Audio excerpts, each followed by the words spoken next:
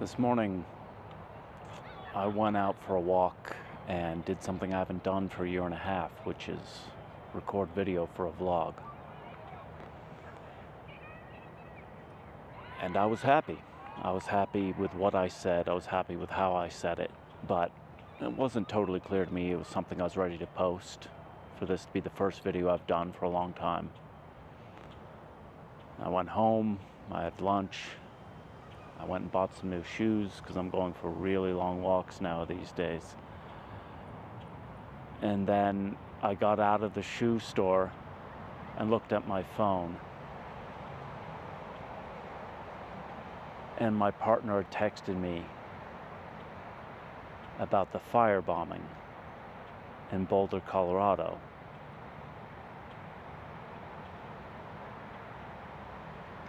Of Jews walking together, marching together in support of the hostages still kept hostage in Gaza. And I should make clear, I'm in Denver. And as you'll see, one of the things I say in this upcoming video is when Sarah Milgram and Yaron Lashinsky were murdered in DC not 2 weeks ago, it felt like two family members had died. It felt really close.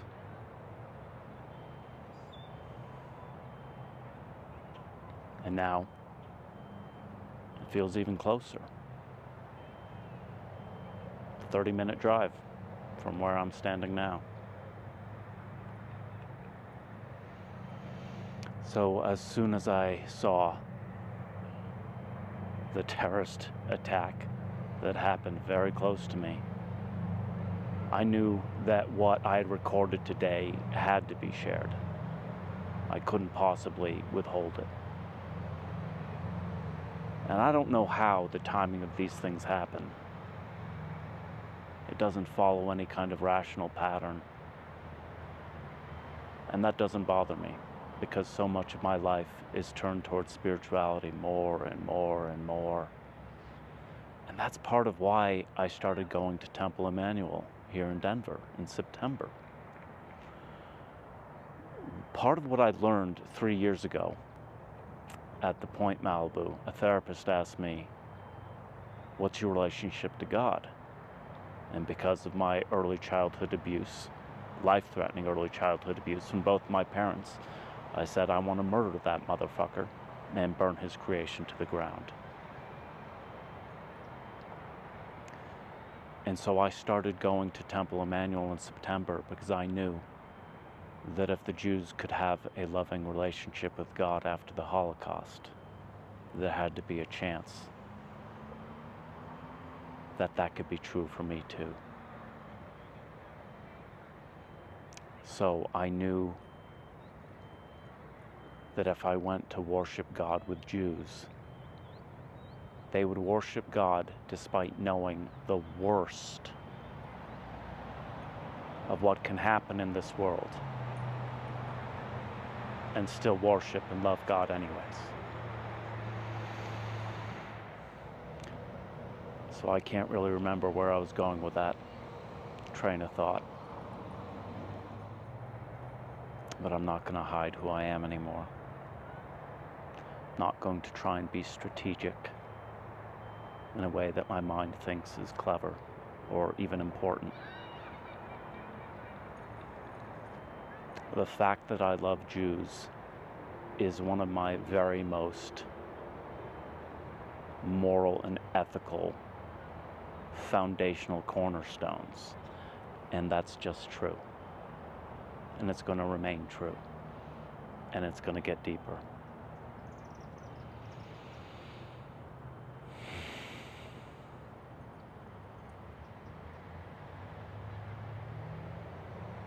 Thank you. I hope you find some value in the video to come.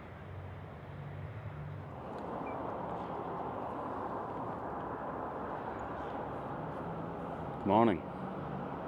I want to talk about fear, that drug we all abuse, and what we can do about it.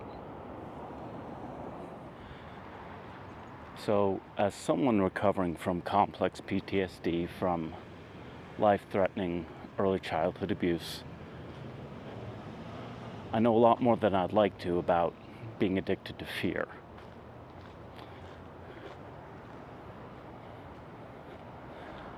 And what I'm noticing in my recovery is just how powerful it is to actually choose freedom, and that it actually is possible to choose freedom. And one of the most powerful ways I've noticed to choose freedom is to walk. Because by being in a freeze state, of fight, flight, freeze, and dissociate, walking undoes that. Walking undoes freeze, dissolves it. And when my body starts moving out of freeze because I choose to walk, and my mind and my emotions start moving out of freeze. So that's what I'm doing. I'm walking. I'm gonna keep walking. So for me, a big part of my recovery from complex PTSD is understanding I don't want to say yes to fear anymore. I don't want to act out fear. And there's a lot of overlap here between saying no to fear and saying no to a drink or a drug. Because I think that feeling of I need a drink or a drug is itself saying yes to fear. I won't be okay, I can't be okay without it. And so I think for a lot of people, they end up feeling powerless over a drink or a drug. But I think fear's underneath it. I know it's underneath it for me. So I've never felt powerless over drugs or alcohol directly. But fear, though,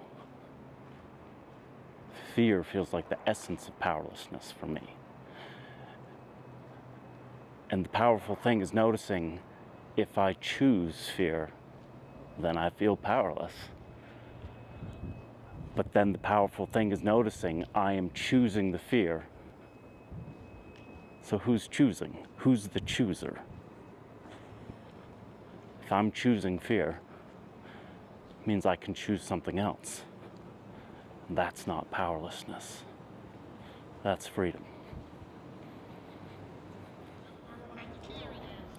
Look at this. Look how beautiful it is today. Colfax is a mess, but man, it's beautiful. Ooh, there's the Capitol. So I take the idea of heroes really seriously. And I take the idea of its opposite really seriously. And for me, if I'm asked, who do I consider a hero?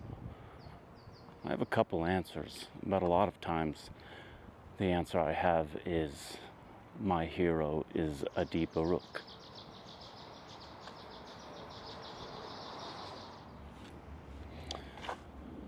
Oh, so that was just a good example of the addiction or the habit of fear.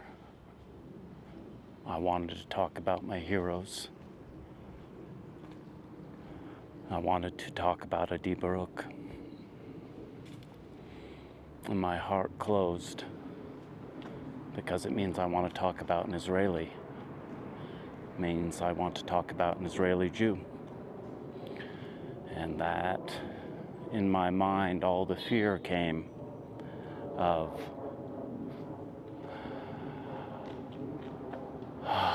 people are going to be upset. Why do I care? Of course people are going to be upset. It's a war. But why do I care? Why do I care?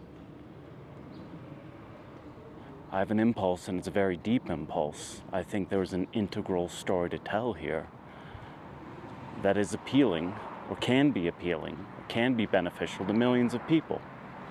And then when I feel in myself something that my heart has to say, must say, that on the face of it might contradict that impulse of this integral story, which is the story of humanity as best we can tell it. That's what I believe.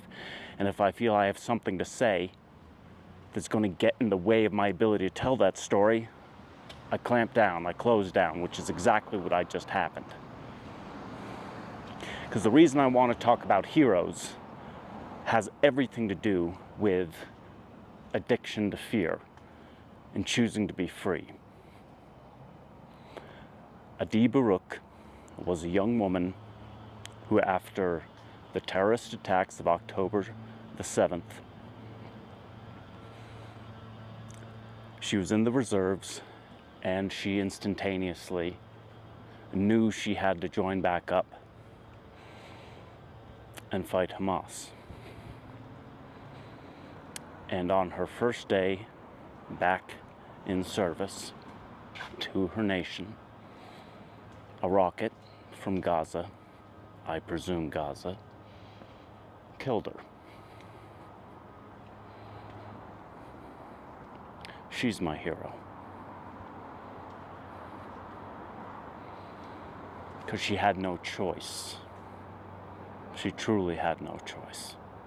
In the best way.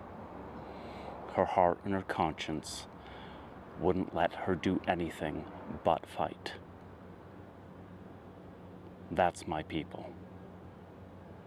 Those are my people right there.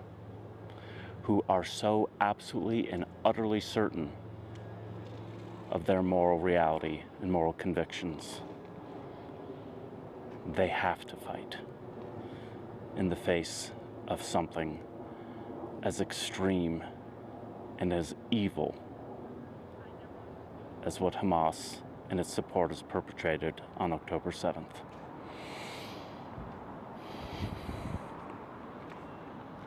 I presume she felt fear. I assume it. It's possible she didn't feel all that much. Not immediately, anyways. But I think there's something very important to learn about what it means to be fully alive within your most profound and deepest impulses, no matter what the consequences. And that's the part where most people, understandably, close down, clench up. Sure, I'd love to live within my deepest impulses and beliefs, but no matter the consequences,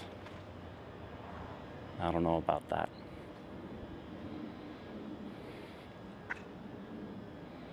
But the thing is, I don't ultimately believe there's a meaningful difference, not ultimately, between what every single one of us choose to do on a day-to-day basis and what Adi chose to do.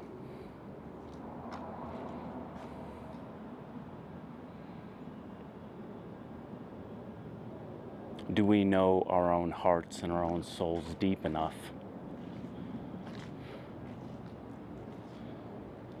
to choose to live the way that God sees us? And I'm sorry if that's a term that is a trigger for some of you. I'm going to let myself go with it. Use any word you want. Or don't. Whatever. We're not meant to be timid. We're not meant to be small. We're not meant to live in fear.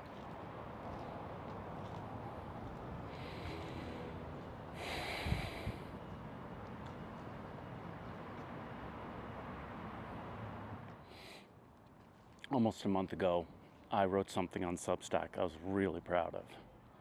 Really proud of. Going into a summary of my recovery from complex PTSD, what that means to me, the fact that I'm not going to drink for 3 years. I'm fucking thrilled about that. And because it's for me. Still never felt powerless over alcohol. Sort of a AA technical definition. But I don't want to drink for 3 years. So that was amazing.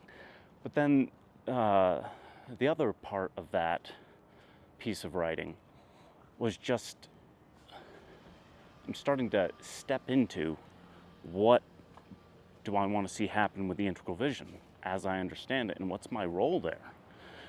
And as I was saying earlier, I really feel it can be deeply appealing and can reach a lot of people. It should be millions of people.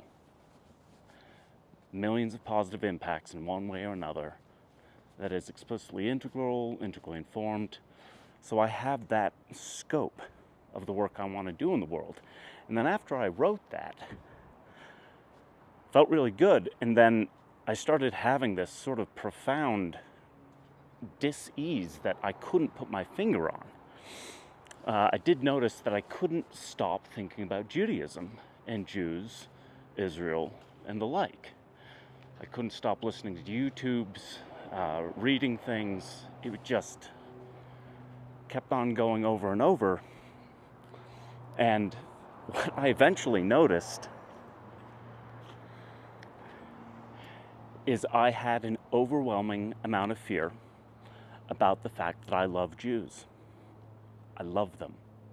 I'm in love. And this was solidified for me, not this past Thursday, but the Thursday morning before that, when Yoram Lashinsky and Sarah Milgram were assassinated outside of the Capitol Jewish Museum in Washington, D.C. When I read that Thursday morning, it felt like 2 family members had been murdered.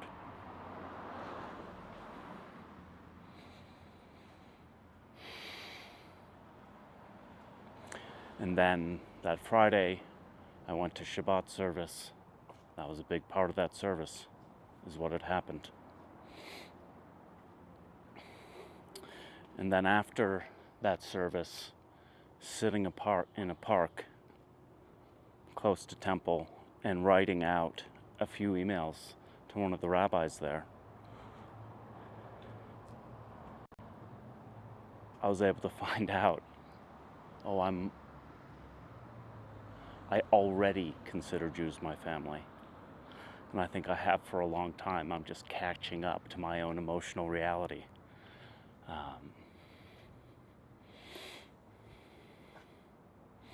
In Judaism, or this is what I've been told, or at least Reform Judaism, if you convert, and at this point I am considering it, it's as if you're adopted. You're adopted into the family, because that's one of the parts of Judaism that I absolutely love, is this emphasis on family. If you're Jewish, you are part of one big family.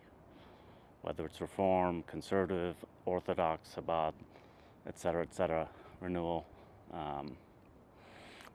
anyways, still one big family, and I love that. And so it was incredibly powerful for me to notice I had already adopted Jews as my family, even if I haven't gone through the formal process of me being adopted myself, i.e. conversion. Although I am almost certainly starting a Intro to Judaism class at the end of August, which is a necessary prerequisite for conversion, although anybody can take it just as a form of education. But God, it took a double murder, an act of terrorism, for me to come to understand I already consider Jews my family. It's done. It's done. And even if wearing this makes me a target, I'm not taking it off. Ever. Not hiding it.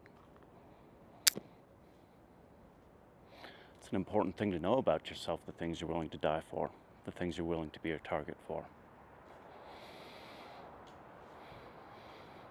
And so saying these things out loud feels really, really fucking good. Really fucking good. This can't be an unworkable paradox. And it's funny, I can notice, you might say, an internalized form of anti-Semitism. Just saying, no, you can't love Jews this openly and want to be of service to the whole world. You can't do it. That's ridiculous. It's absolutely fucking ridiculous. Particularly because, as a people, Jews have probably spent more of their lives trying to serve the common good, trying to serve the world, trying to serve humanity, probably more than any other group, certainly per capita. So why would it feel like I can't do both? It's ridiculous. It's ridiculous. So, God, my heart feels lighter. My heart feels light. I love Jews so much, I'm probably going to become one. And I want to serve all sentient beings, all citizens of humanity. And my heart's big enough for all of that.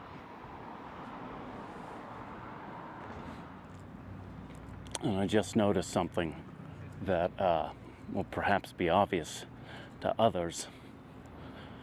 This has to be very similar to what internalized homophobia feels like.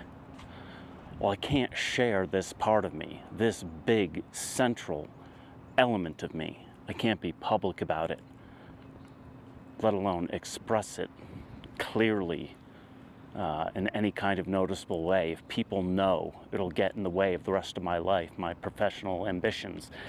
It'll affect how my family is seen. I can't possibly be out and proud. Just that internal monologue. It's awful. It's poisonous. And you slowly die inside for having shame over something you should never have shame over. And you slowly die inside, and sometimes not so slowly, because you can't share who you really are. So it's just extraordinary to notice I was feeling the exact same thing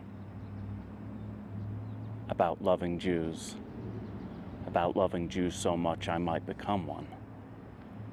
I can't share that. It'll get in the way of my professional ambitions. It'll get in the way of me wanting to serve people the way I want to serve people. It will make people connected with me. It will have a negative impact on them. So obviously I can't do it. I can't share who I really am. I can't share who I really love.